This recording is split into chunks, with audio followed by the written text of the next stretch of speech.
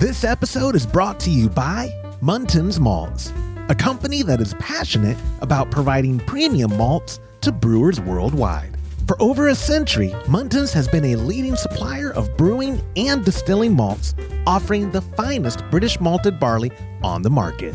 You can experience the difference Muntins offers by joining a recipe receiving tier of our Trub Club, because every kit that ships out now includes premium Muntins malt. You know, we've known the Muntins crew for a long time, and I can tell you, friend, you're going to love brewing with their grains. Ask your local supply shop to carry Muntins malts, or homebrewers can join our Trub Club at homebrewhappyhour.com/club, be a part of the community, and come brew with us. Thank you, Muntins, for supporting our efforts and homebrewers worldwide. Today's show is brought to you by Hopsdirect.com. Grown in the esteemed Yakima Valley on the Pewterball family farm, Hopsdirect.com offers the widest variety of hops available online at incredibly competitive pricing. It's simple. They grow hops, they sell hops, and they ship hops straight from their family-owned farm to your doorstep. Producing the highest quality hops is Hopsdirect.com's passion, and they're proud to be an independent grower in the craft beer industry. Go to Hopsdirect.com right now and get what you need to make your brew day better. That's Hopsdirect.com. Today's show is brought to you by Imperial Yeast. You hear us gushing over Imperial Yeast all the time, and that's because their yeast performs for us in every batch that we brew. Imperial Yeast is adored by commercial breweries and home brewers alike. Their pitch-right pouches are jam-packed with over 200 billion fresh yeast cells, guaranteed to deliver flawless, fast fermentations every time. Imperial Yeast strains are grown by a team of pro brewers and home brewers who live to help other brewers learn more and ferment better. Join any recipe receiving tier of our Trub Club and get a free upgrade to premium Imperial Yeast with every recipe kit that ships out to you. Learn more at homebrewhappyhour.com/club and come brew with us.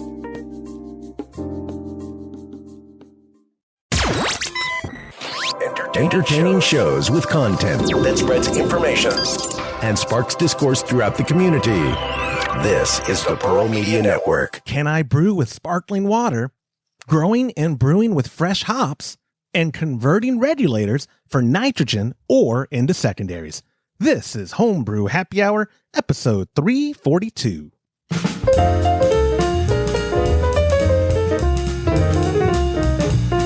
Well, hello and welcome back to another episode of the Homebrew Happy Hour. This is the show where we supply the answers to your homebrewing questions and discuss all things related to craft beer. If you have a question you'd like us to discuss on a future episode, go to homebrewhappyhour.com, click on that submit a question link at the top of the page. Now you can call or text, but call, leave a voicemail, get a $25 gift card to 325-305-6107. I'm one of your hosts, Joshua Stubing, joined as always by my co-host. First, he is the Director of Operations at cmbecker.com down there, Mr. James Carlson, as well as the President and Chief Keg Washer of kegconnection.com, Mr. Todd Burns. Gentlemen, how's it going today? Good. How are you doing? I'm well, thank you. I'm feeling well and I'm dressed well. We had a meeting earlier today, James, and I was. They said something about my shirt. Todd, you didn't say a thing. You know, it's sometimes I do things that get a reaction out of you, and it's so disappointing when I don't. I actually love this shirt. It's a sumo shirt a buddy of mine got me from halfsumo.com. Oh, it's sumo. Okay, I couldn't figure out what those are rikishi. Look, there, some of them are eating, some of them are wrestling. I couldn't figure out what those guys were doing on the shirt, so I went through, remember my Disney shirt phase about 10 years ago? And now the last couple of years. How could I forget? I've tried to forget. How can I forget? You had that one that was just... Oh, you hate wow. it? Yeah, well, which one? The Tinkerbell in the front? Like, it was the whole cast. It wasn't just Tinkerbell. Because that's the thing, guys, about Disney shirts. Look, I like Disney World. It's a little expensive now as a family of 5. But you can't wear a Disney World shirt, even ironically, if it's something I'm sorry. You're gonna get made fun of if you're a dude that looks like me, the beard and everything, and you're wearing just a Tinkerbell shirt. But no, this was the castle, had some of the other cast, but Tinkerbell was on it, and Todd used to be like, you're a big fan of Tinkerbell, aren't you? No, she's just on the shirt. But anyway, I'm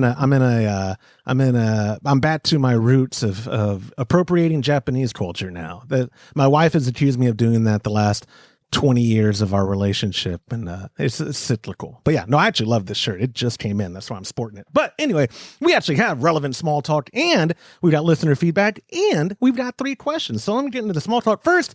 Did you guys, I know y'all knew Anchor Beer was going under. This last Sunday, Todd, was their last taproom service. I mean, assuming they're not getting bought out and things are changing, blah, blah, blah. But on paper, Sunday was it, dude. That was it. Their taproom is now listed as permanently closed. Yep. I thought you'd be more sad. You love Anchor. I do, but I mean, we talked about it didn't we talk about it last week? I briefly mentioned. Okay. I just didn't know if you have Anchor Steam. You for a while there, not frequently, but I would see the yellow cans of Anchor Steam in your beer fridge. Do you have any saved up? You trying to find any? I don't even know the last time I saw Anchor Steam on the shelf. I don't know where you got those cans. Was it Total Wine? I don't know where you I don't remember. Yeah, I don't think I have any more, but it's I don't know. I think the corporation that bought them ran them into the ground. It's sad, but that's one of the problems when the big company buys a smaller company with a lot of soul, is that they don't really, it's hard to transition that into the corporate world, I think. Yeah, I agree. James, you're a fan of the California Common and Anchor Steam. I was going to bring up beer. We actually went to the tasting room. James and I. Yeah, you took it right up. I was about to say, James, you've actually been there. It was last year or 2 years ago? 2 years ago. It was last year. It was 2022. Todd and I went. Yeah. They were great to us. They even gave us free beer. My favorite story of that trip was it was a warmer month of the year, but not in the Bay Area. Y'all had to actually go buy warm clothes, didn't you? It was cold. It was actually, I was so mad at y'all because y'all were sending me pictures of y'all enjoying the beautiful countryside. I wouldn't want to have actually gone on most of the trip because y'all spent all trip just driving up and down California. I appreciated that y'all got to enjoy some parts, stop and actually enjoy it. Most of the time was just on the road. But yeah, y'all were. It was awesome. It was a great road trip. It was like one of those things where you get paid to do something really fun. Yeah.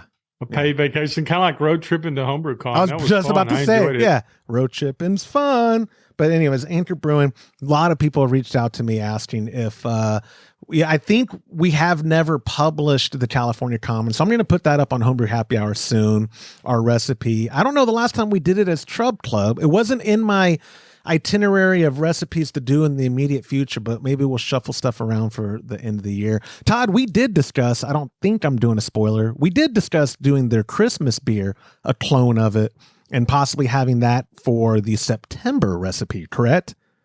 So that people could brew it and have it in time for Christmas, or maybe it was October. That's definitely what we're doing. We decided that's what we're doing. No, I just forgot which month, if it was September or October. Because but you said, I think that's what we're doing, but we're, I don't know how much you want to talk about it, but we're getting in special ingredients for that were very expensive, by the way. It is. They are very expensive, but you're right. We are getting them. I just forgot. I believe it is October actually that we're doing it, because now that I haven't pulled up the email because my computer gets taken over by this broadcast software, but I'm pretty sure we're doing the clone kit in October, which. Here's a great segue out of the small talk real quick to tell y'all all the recipes for the Belma re-kits I had to do because of the Weevil situation. I'll keep that short and brief.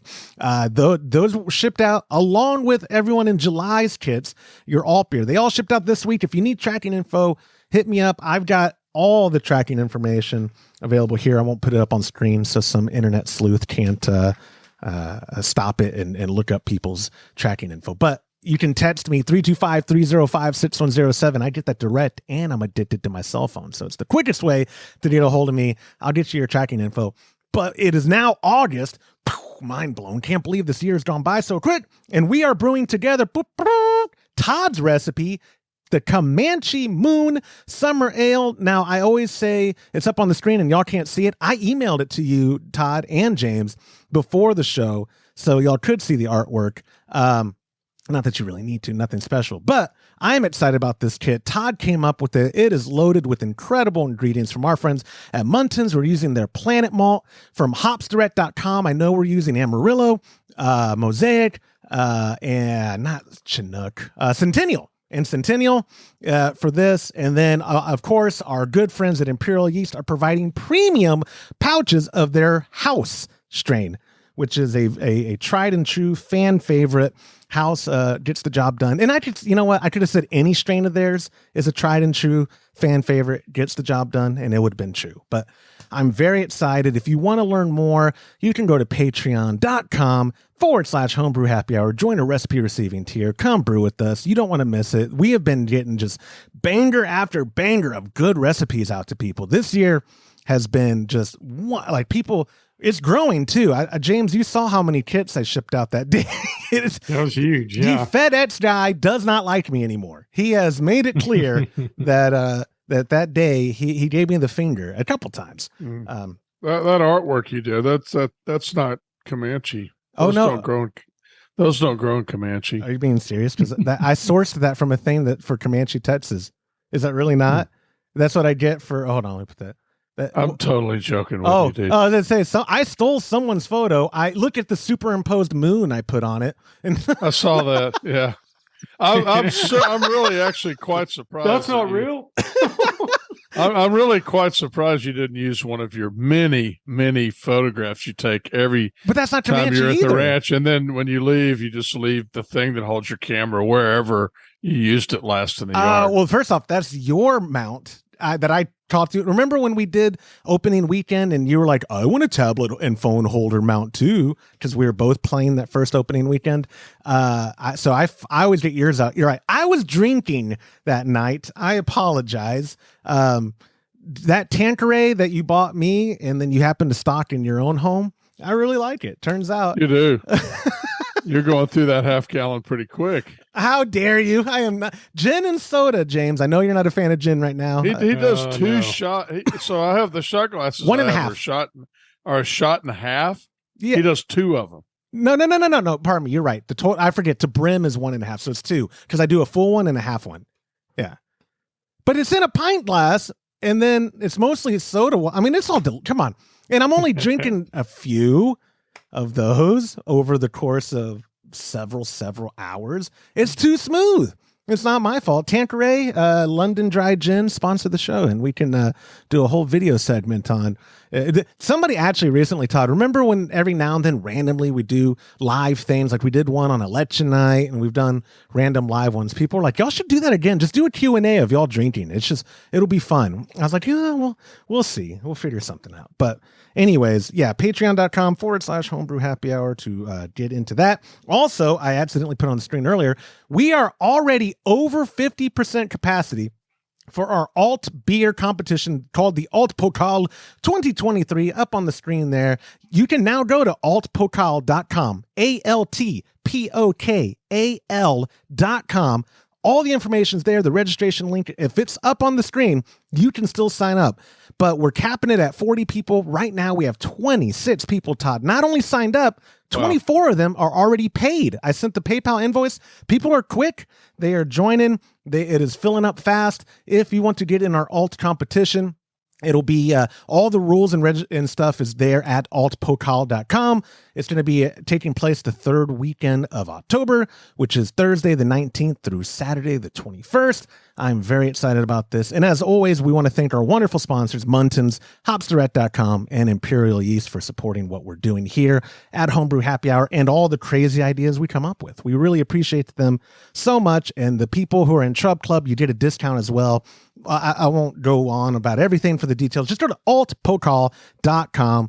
Sign up if you want to join us. If you think you can brew the best alt in the land, we want to test that theory. We do want to. Yeah, we do. Yeah, this all sounded way better than send me your beer, please send me your beer, which is what my wife says I sound like when we do these competitions. Please send me your beer, please. So let's see. Anchor Brewing, Alt Pokal. I'll superimpose it on the screen right now. Oh no, we talked about it last week, didn't we? My new sink and RO system and 240 volt outlet my father-in-law helped put in my garage. Guys, I'm ready for a Brautag is what I'm getting at. I'm ready. Maybe not the immediate. Maybe that'll be something I work up for the holiday season and get one. But I have now a brewing station. Like I could put my the G40 over there, and I need a table. James, I was telling you when I was up there recently, I do got to find a table. They're not easy to find right now. That was a bummer, or at least the table y'all have. I want the same kind of table that y'all have, and they don't make them anymore. It makes no sense to me, but, and I don't want to spend an arm and a leg. I can't believe y'all were getting those tables for as reasonably priced as they were once upon a time. But anyways, I'll superimpose all that thing there. I want to give my father-in-law props. He did an incredible job over the course of a few days, just installed running water. He put a water softener in there for my wife, which won't affect my brewing because I have an RO. And then, like I said, the 240 volt. So I'm all set up, Todd. I'm like a real home brewer now. You are. And I was telling James too, because I did take home a 10-gallon, enough ingredients to brew 10 gallons of Kolsch. I told him I need the Brautag so I can get in on the trade. Because every time I do 10 gallons, there's 3 of us, and the math, I'm not great at math. I could do 2.5 gallon kegs and split that up or something. Or sacrifice and not take a keg one of my batches. But anyways, I'm ready for a Brautag, and people listening are ready for us to move on. So we have a fully loaded show. I'm ready. Yeah, I know you are. We have a fully loaded show. Before we get into questions, it's time for listener feedback. The volume knob was up a little bit too much, but we do have listener feedback. It's a voicemail from our buddy Nick from Michigan on the alcohol separation in kegs of craft cocktails. Hey, Josh. John from Pennsylvania. I'm doing it wrong. Here we go. Nick. Hi, this is Nick from Michigan. Giving you a call. I was just listening to your episode about where you were discussing craft cocktails and kegs and how they might separate. An easy solution I found for my home keg, since I can't exactly go through one, well, I shouldn't exactly go through one myself in a very small amount of time, was to put a spare dip tube on my gas post. That way, every time the CO2 regulator kicks on, it stirs it from the bottom for you, and you don't have to worry about it. And if you come back from like a week or 2 vacation, you can just pull the pressure relief valve to stir it that way instead of actually manually pulling it out of your kegerator or keezer and shaking it up. Thanks. Love the show. And you, Josh. You're doing great. I love. Like he was reading it with a gun to his head. Yeah, that's what I thought too when I first listened. I was like, people are gonna think he recorded it from my office. I had a gun to his head. Don't forget the part about me. Don't forget about the part about me. That's a great idea for a keg of craft cocktails. I'm still the old fashioned on tap still bothers me, but it makes sense for craft cocktails for like gin and soda or seltzers, homemade seltzers, like diluting vodka with carbonated water and all that. I don't know still though if I think, Todd joked, I promise Mom, it was just a joke about how quick I'm going through his half gallon of dry gin, but I might be encouraged to drink it even faster if it was on draft. Because now I have to at least go through the effort, of unscrewing and making it and doing all that. But craft, that is a great feedback for it. We talked about or Todd, you had mentioned how the alcohol separation could happen. To resolve it, you'd have to do all that. So thank you, Nick, so much. A reminder, if and when you leave a voicemail feedback or a question to our hotline at 325-305-6107, you do get yourself a $25 gift card to kegconnection.com if you use the submission form at homebrewhappyhour.com or text that same hotline I just mentioned. You still get a $15 gift card, which I think is pretty good. Like our first question, our buddy Adam Moore texted us and he wrote, stupid question for y'all. What would happen if I used sparkling water to brew with? I store water in my corny kegs and keep them on pressure between 10 to 15 PSI. Thanks for taking my question, Adam. Now, let's first start with his specific thing. Todd, you store water in kegs. You store brewing water in kegs. I do, yeah. 10 to 15 PSI. I know you don't store yours with pressure connected the whole time. I wonder why he stores them with pressure. Well, I should have followed up before this to see if he's storing it with pressure, because the reason where I was going with it, 10 to 15 is not enough to make a very good sparkling water, is it? 10 to 15. Well, it's not. I mean, it's not going to continue to be sparkling. He's going to lose all that when he boils it and goes through all of that. I mean, all the CO2 is going to come out of there. I just don't know if any carbonic acid would remain. When that's what I was going to say. James, carbonic acid does literally affect the integrity of the water, right? I mean, like, it's not something that would boil out. Wouldn't carbonic acid?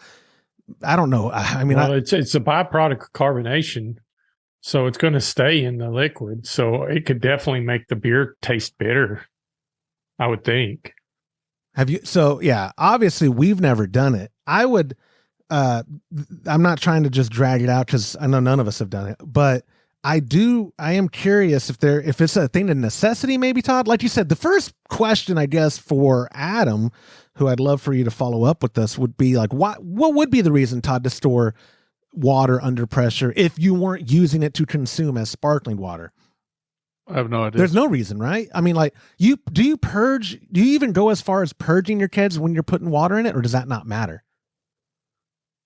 No, it's just water. I don't. That's what I'm saying. So you don't even purge your keg before filling it with the RO water, because there's no reason to. I mean, the only reason you purge a keg is to get the oxygen out. Yeah. Right. I know. So, so it doesn't affect the beer. You know. Right. Well, you don't have oxidized beer. Right. That's why I'm building the context of saying if I'm. Well, I'll give you a good example. Let's say you got a really clear stream. Have you ever gone out somewhere where you could drink the water like flowing through a stream? Oh yeah. So, Josh, have you? Oh yeah, sure. So you've drank water out of a stream before? No, I haven't. I've never drank. Okay. You said, have I been to a place where I could? You've said, have I been to a place where I could? Think about how much oxygen that's being in front of, or pulling it out of a lake. It's all oxygen. So I mean, it wouldn't affect it. Right. Well, that's what I'm saying. I'm building a whole context for a case of saying I don't think he's doing it for any other reason than he likes drinking sparkling water lowly. But why would it be 10? I mean, 15 psi, you wouldn't even hardly taste it. I agree. That's where it is a weird question. But even so, with that, would then it be easier to say, well, his water is not highly carbonated, so you're probably not going to see any difference if you happen to use the water in your kegs versus recollecting water? And I say recollecting. He didn't mention that. There's going to be carbonic acid in it. I don't know if that would boil off. I think it has a higher boiling point than that. But I don't know if it would boil off, and I don't know if 15 psi would be enough for you to be able to taste it in the beer. And I don't know if it would really matter because you're going to get carbonic in the acid in the beer eventually anyway. So my answer is I don't know. I am not making fun of them. I love the Brewlosophy guys, but this seems like something maybe they're experiments that they would do, because they do some wild ones and then like variations of that. So here's a free one for you, Marshall and gang. Y'all can the results of brewing a insert style here using carbonated water at 10 to 15 psi, and then they can do it again at 15 to 20, and then they can do it again at 25 to 45 or whatever. Kidding aside, I keep my sparkling water at 40, and that's what I force carb it at, and that's what I serve it at. Now, using an event faucet so that it's not just spewing rapidly. But especially now that I have the RO, I started collecting water in kegs, because that's what you do, and it makes total sense. Because in the old times, before you started doing that, you were collecting water like the night before, because you can't do how many gallons do you have to collect for your mash? Is it 18 or is it not full? No, it wouldn't be a full volume, but you have to. It's a lot. It's more than that. No, because you got to have, I'm using the water. I've got water in both kettles. So one of them I might have 15, 16 gallons in, and the other one I'm going to have whatever, depending on what the recipe is and what it calls for. Right. And your reserve is so it's 20 something, 20. I mean, let's just say it calls for 8. So, 23 gallons, 25 gallons, whatever I need for the recipe. Right. And how in your tank for your RO reserve is not that big, just like 4 gallons or 5 gallons? I don't have a tank. Oh, it didn't collect at all. You don't have a. Oh, okay. I don't know. Why did you? Oh, you didn't want to. Because the way you use it, you just. Oh, I'm stupid. Your RO in your brew room is like real time. Doing it. It doesn't go into a tank. That's right. Yeah, it's 300 gallons a day RO system. It doesn't have you could put a tank on there, no problem, but I never have. The tanks are pretty expensive. And if I was going to bother to put a tank on there, I'd want like a 20 gallon one, right? So yeah, I got a 14 gallon one because they are expensive. They're very, that whole project. I don't want to talk money on the show, but God, my wife, the water softener she asked for like doubled the cost of the project, or even more than that. And I don't even get it. I don't even like water softeners. Why the heck? I don't like them at all. Like, you told your wife that you got one, and she's like, "See, we need a water softener." I'm like, "I'm not getting a water softener. I hate water. No. I don't like soft water. I don't like showering with it." No, yeah, because you feel like you're slimy a little. Yeah, you can't rinse off all the soap. Yeah, and I had an old boss that was like, "What's your feeling?" Because her family sold RO, and she explained the whole thing to me, and it made total sense. And I still don't like it. You mean they sold softeners? You mean? Yeah. Yeah.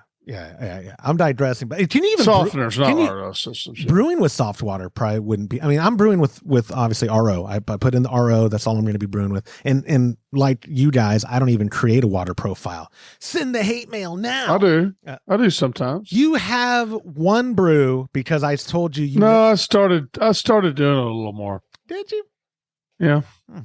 Yeah, because I don't. Well, I know you don't. And Todd, one time I remember him doing it because I told him you never do water profiles, and then he messages me him measuring out gypsum and calcium chloride, and he's like, "Oh, who never does now?" Because he was probably trying to set up a $5 bet, which really annoys me, James. I left some money on the table this last trip I was up there because Todd's trying to sucker me back in. Yeah, I'm pretty sure you would have won the last 10 bets. Yeah, I know. It's a pretty, they're becoming pretty safe bets for you. Oh my God. Anyways, let me wrap up this question. Adam, some more context might help, but also people watching or listening, if you think you got some context out of that maybe we're missing, or what the effects, if you've ever brewed with sparkling water, tell us why you would have. Was it out of necessity or whatever? If you're at youtube.com/Homebrew Happy Hour, leave it as a comment in the video below, or call it in, get yourself a $25 gift card for feedback at 325-305-6107. What was it, Todd, before I move on to the next voice? Oh, just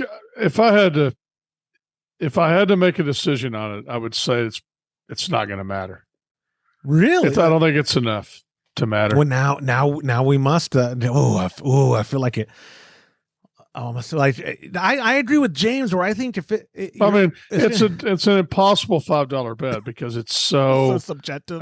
Subjective. I would 100 if we brewed a cold. If we did it and I brewed with it, I would be like, nope. I can't tell any difference at all. We'd have to have a third party. Give me my $5. We'd have to have your dad or someone, because your dad, I feel like, is impartial and he likes giving you a hard time. So if we don't tell him which side you're on, then he wouldn't know which one to go against. But you know what my dad's going to say? He's going to try both beers and go, "Wow, they both taste good." Interesting. You're right.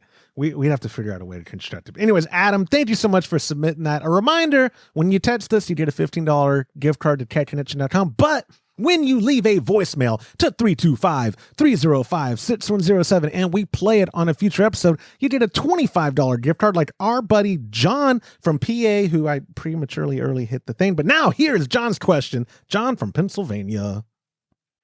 Hey, Josh. John from Pennsylvania. Got a question about hops. I've brewed a variety of different beers, mostly ales. I like IPAs, which I know you're not an expert at, but when it comes to hops, I've used pelletized hops.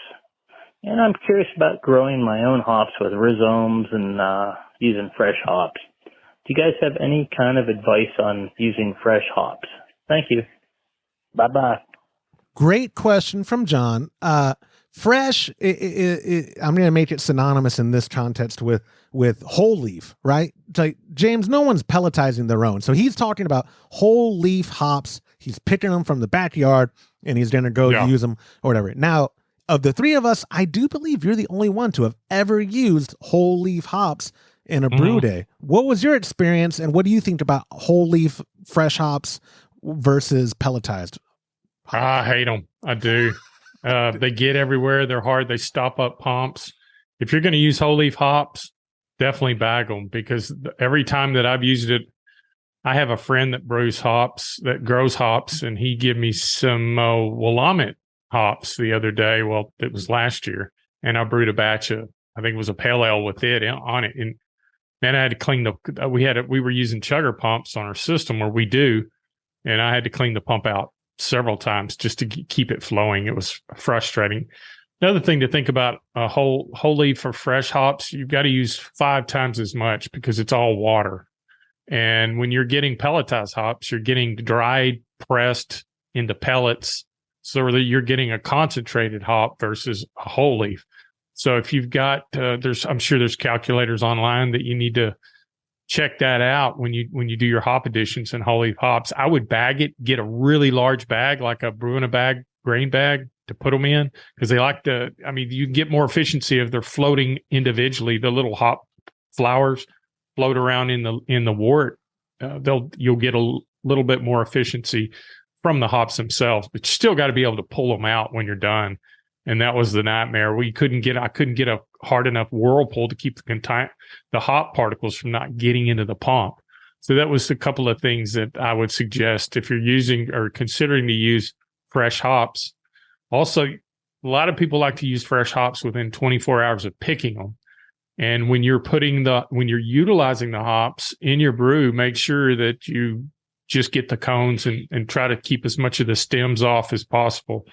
It's just added moisture and added weight. So it can affect your IBUs in the recipe. So there's a lot of resources online that you can look up that I think BYO's got a good article about it. Just do your homework before you get into something like that, because it might end up being more trouble than it's worth. In your anecdotal experience, would you say it was, air quote, worth it?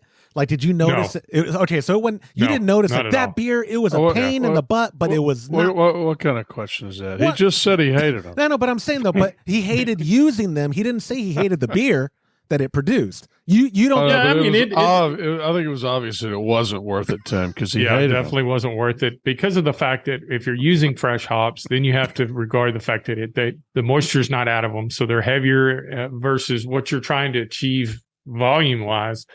So rule of thumb is 5-to-1. So you're going to use 5 times as much whole fresh hops that you would in dried pelletized hops, because there's that big a difference between concentrations. That's wild. Now, Todd, you've never used them. I've always wondered too. When we were in the ingredients game, and we would pre-sell rhizomes like every retailer would. One year they did really well. Are people growing it for the novelty, right? More than anything. Like there's probably no net benefit of growing your own hops is like why some people grow anything. It's not necessarily like going to produce a better beer. It's just trying to be more.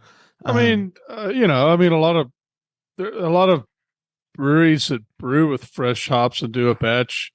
What's the real famous one where they do the dry hop every year? I can't think of it right now. It's an IPA, but I'm sure that like anything that's fresh, there's going to be some benefit. I've never used them, so I couldn't tell you what it is. Well, when you took my thunder, I was going to ask, do commercial breweries, do y'all know on the app, are they mostly using pellets? Or are they mostly all using whole leaf hops?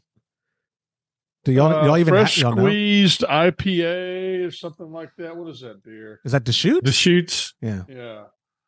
But I mean, on average, do y'all think I don't know of any brewer personally that's using whole leaf fresh hops. They may be using whole leaf dried hops. That's a big difference between a pull off the vine hop fresh. Now is that fresh squeezed IPA is the one that I know about, and I believe they get them in the beer like within a day or something. Well, as James was saying, right? That's the preferred method. We pick them and use them. Like you don't just unless you're going to. They advertise on there. I could have sworn it. They said it. It's kind of funny because they say something like that on their can, but they don't say something like that on their website. So I can't read the can on the website, but yeah, it was something about them. You can't read it because it's too small, or they don't have a picture of it, or maybe they changed their story. I don't know. Remember, James, one time, Todd, he doubled up on his reading glasses. I don't think he knows how magnification works. Yeah. Sorry. All right, sorry. I was just laughing at the image. I remember when he put that second pair of reading. I do that all the time. But I mean, it's a very common thing. But it doesn't help if it's the same magnification. Oh, no, it's a lot bigger. They're both the same magnification. No, dude. But they work against each other, like any kind of lens where you have a double lens, like a rifle scope. Okay. If you put two pair of glasses on, I mean, I'm telling you, I put two pairs of glasses on, and I can really see. But you got to hold it up close because you got to find where the focal point is, right there. Oh yeah, it's huge now. I could read 6 fonts with both these on. I'm gonna take them off. Can't see that anymore. You gave ready for some 1-star reviews from Dragonfly Lady. You gave me the best isolated soundbite. Now we go, see, now it's huge now. Like I am gonna have so much fun with that isolated soundbite. Oh yeah. Thank you. Sometimes this show is worth the effort of editing and isolating things out. But anyways, pelletized hops. I mean, did it become the norm, James, because of efficiency? Like brewers. I don't think it's so much efficiency as it's convenient to use pelletized hops because they store better. They last longer. They don't create as big a mess as a whole leaf hop, even dry. It's just to me, it's a no-brainer. If I have a brewery, I'm going to use pellets because they don't take up as much space. You can reseal them and use them again. I guess you could do that with dry whole leaf hops, but they don't make near the mess that whole leaf hops do. Now you said you did. Yeah, I heard you before we started talking over you. You've used dry as well. Well, now, I've done all three. So fresh. Would you say the dry were also terrible? It was a mess. Okay. Yeah, they get everywhere. So this is pelletized hops is what I go with, and don't really want to. I'm not interested in doing any other way ever again. Yeah. Fool me once. You fool me. You're not going to fool me again. That's my favorite George W. quote. All right. Anyways, John, thank you so much for submitting that question. Final reminder, when you leave a voicemail like our buddy John from PA did, you get yourself a $25 gift card to catconnection.com. When I use it in a future episode, I text everybody, let them know, check your inbox, John, if you haven't heard from me yet, or if you think you hadn't heard from me yet. Moving on to our third and final question is our buddy Charles, who wrote in using the submission form at homebrewhappyhour.com. Charles wrote, "Hello, Homebrew Happy Hour. I have a regulator question for you. The bodies on these things, which I suppose is the main component of all regulators, are the bodies universal in application? I inherited a relatively new 2-body regulator that I plan on using while I still have my older single-body regulator that has been pushing CO2 to my kegs. Could I buy the necessary parts and convert the older regulator to then push nitrogen? If that sort of conversion isn't possible, how easy would it be to convert my older regulator into an inline secondary? Before I end this, let me add that your podcast is exceptionally entertaining and does well to blend useful information along with humor and fun. Thank you, Charles." No, thank you, Charles. People, again, they know to butter me up, and I take your questions. Well, they didn't mention you though. I was ready for him to mention you. Oh well, but buttering up the whole process. I mean, right. My narcissism. I didn't realize you could get a question on by just buttering all three of us up. I thought we had to butter you up. Yeah. Well, that's the easy, quick way to get on is by saying something obviously. But yeah, I'll give Todd's money away for any kind of buttering. But anyways, Todd, you're the regulator, man. James, if you don't mind, I'm going to throw it to Todd first. Oh, he's definitely the regulator guy. And literally every time I go up there, I feel like you are like we were on a call, and I won't divulge a whole bunch. But either way, Todd, you made it a point when someone made a claim about a regulator to test it there on the call. Like you're just so comfortable with testing. You've tested literally hundreds.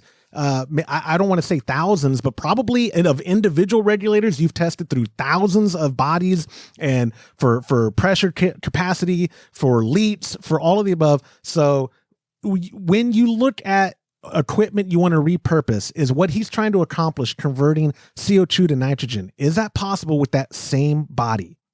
Okay, so it's a great question because I think it'll be a good learning experience for us all. But I cannot answer that question specifically for him because we don't have enough information. He didn't say what brand he has or what model he has, so I don't really know what he has. So some regulators you can use for CO2 and nitrogen, and some you cannot. So a good example would be a taprite with a quick release bonnet. So you pull the bonnet out and you can turn it and push it back in. They do not use those for nitrogen. They only use their metal bonnet models for nitrogen. And I had a long discussion with the former CEO about this one time. And I was like, I don't understand why it matters, because you're only dealing with the low pressure side where the bonnet is. If you're only dealing with the low pressure side, then why does it make any difference? And I also asked them that about their secondary regulators one time, and I never really got an answer. So I don't know why, but I'm not going to be willing to try. If they say we only use metal bonnets on our nitrogen, and we only use the plastic bonnets are only good for our CO2, I'm not going to be the guy that says I'm going to hook nitrogen to the plastic bonnet and see if it shoots a little missile through my forehead from the adjusting screw. I have no idea. But we could possibly get Josh to do that. No, I was going to say, James, this is when I know he is rational. At the end of the day, he's reasonable and rational. And so when he does things in front of me, like shaking the thing or whatever, throwing the speaker in the pool. Yeah, let me digress real quick. His dad's asking me, we were celebrating Todd's mother's 87th birthday. Happy birthday, Reba. And we were swimming at the pool, and your dad was asking me about the speaker, and I go, "Oh, it's all Todd's new speaker is awesome." And I think it's water resistant. Todd, is it water resistant? You're like, it's waterproof. I go, but it has an open port for the USB-C. Won't that? And before I could finish my sentence of "won't that ruin it," he chunks it in the pool, and then he pulls it out. A couple seconds later, and go, it's still playing. Must be water resistant. So, proof. Yeah, proof. I don't know if the speaker's still working today, but either way, I know when you're like when you were testing the regulator for its PSI capacity or whatever it was on the call the other day, I trusted that you were confident it wasn't going to blow up the tank right there in front of us, because I was right next to you. And I did do something dangerous. I'll even admit it online. I put a plug in the pressure relief valve so I could turn it up enough, because we didn't have a pressure relief valve that went high enough. But the only reason I did that is because I'm right there watching it, and if it started to go south, in other words, it started to go up too high, I would have turned the tank off and turned the pressure down. But and you've also got some other inherent safety features. That particular regulator was not the taprite; it was the CM Becker, and it's a huge chunk of stainless steel. I mean, it's very. Most regulators are brass. This is stainless steel. It'll hold a lot of pressure. So, but it is very important with regulators that you remain safe at all times. I mean, they're all supposed to have a pressure relief valve on them. But the problem again with that particular situation is, if you have a regulator that's not rated for nitrogen, you don't want something to come apart or explode because you've put an enormous amount of pressure on it, because that's not going to end well, right? No, for nobody. I mean, the problem with nitrogen is, I mean, just so people understand, CO2 is a liquid, and I know I've said this on the show before, but I don't know how much I've talked about nitrogen or argon or oxygen, but CO2 is a liquid. It's like propane. And one of the nice things about CO2 is it's a pretty low PSI for a gas. So, you know, a lot of times when you have it in your fridge, it'll read on there 450 PSI. You take it out and you put it in the room, air conditioned room. It's 78 degrees in there. And later on it says 800 PSI. You take it and you put it in your garage and you leave it in, it's 105 degrees and you're in Texas and it's 1700 PSI. It's the same tank. It still has the same amount of CO2 in it. It's just that it boils off. It creates a much higher pressure gas at a higher temperature. Nitrogen is totally different. Nitrogen is put in the cylinder as a gas. And for it to be efficient enough to put in a cylinder as a gas, you've got to use a cylinder with a much higher pressure rating so you can get enough in there for it to be worthwhile. So you're going to have a tank that's actually, there's a couple different ratings for nitrogen depending on what kind of tank it is. But say, you know, one of them I think is 23 and maybe one's 28. I might be wrong on that, but they're in between the 2,000 and 3,000 PSI range. That's a lot more pressure. So I think if I remember right, a CO2 cylinder will blow out on its own safety valve at above maybe 1,800 PSI. So bringing it back to Charles, his specific situation, if he gave you more context of the type of regulator he had, sure, or anyone listening, they ask the manufacturer or they email you, because again, I can't stress enough, not buttering him up. Todd is the regulator man. Kegs and regulators, everything. I second guess myself all the time, and it sometimes pisses you off because you're like, you know the answer to this. I'm like, yeah, but you really know it, and I just wanted to make sure. If they can email you and find out and say, let's say it's the CM Becker, hypothetical and telemarketing. Yeah, CM Becker, no problem. You can change it. You can make it a nitrogen. You can make it an argon.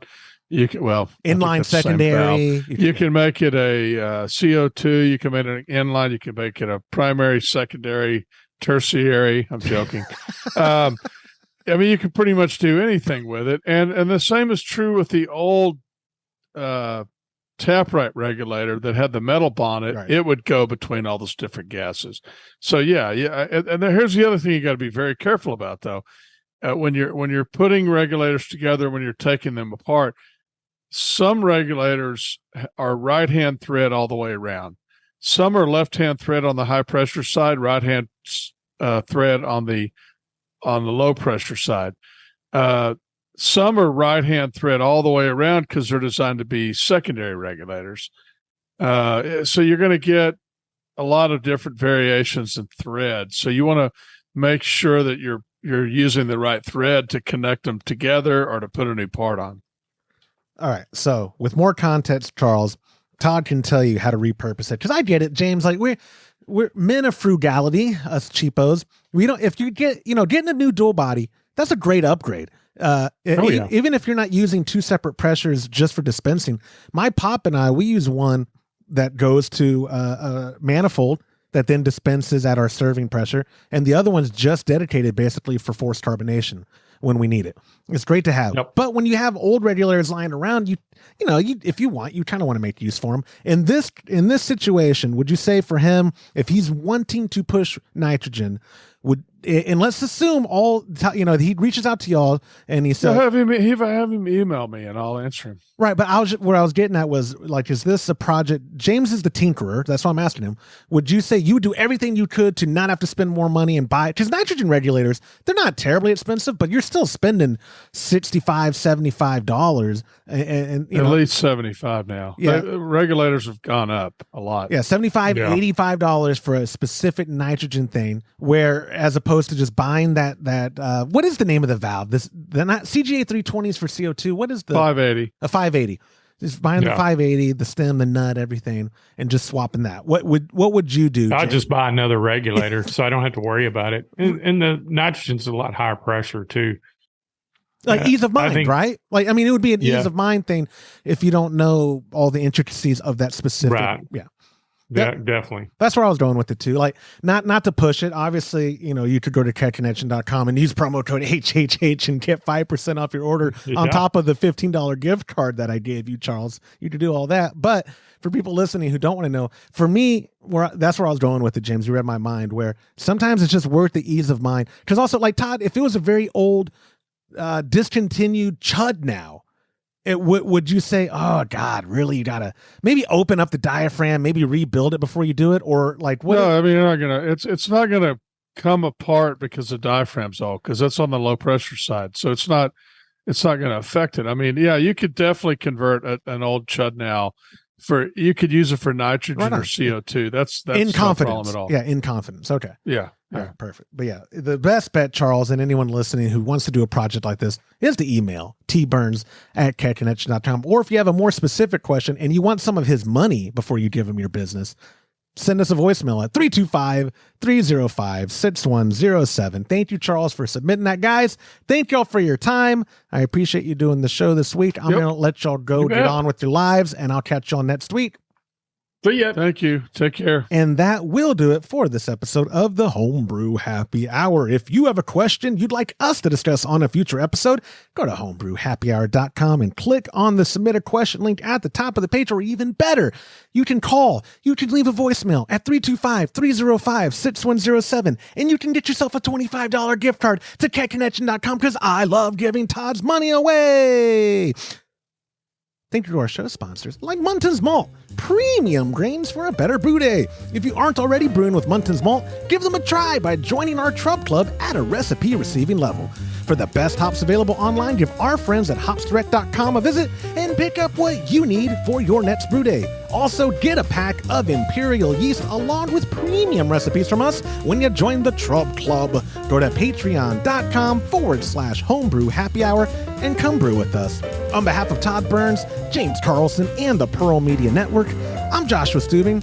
Thanks for listening.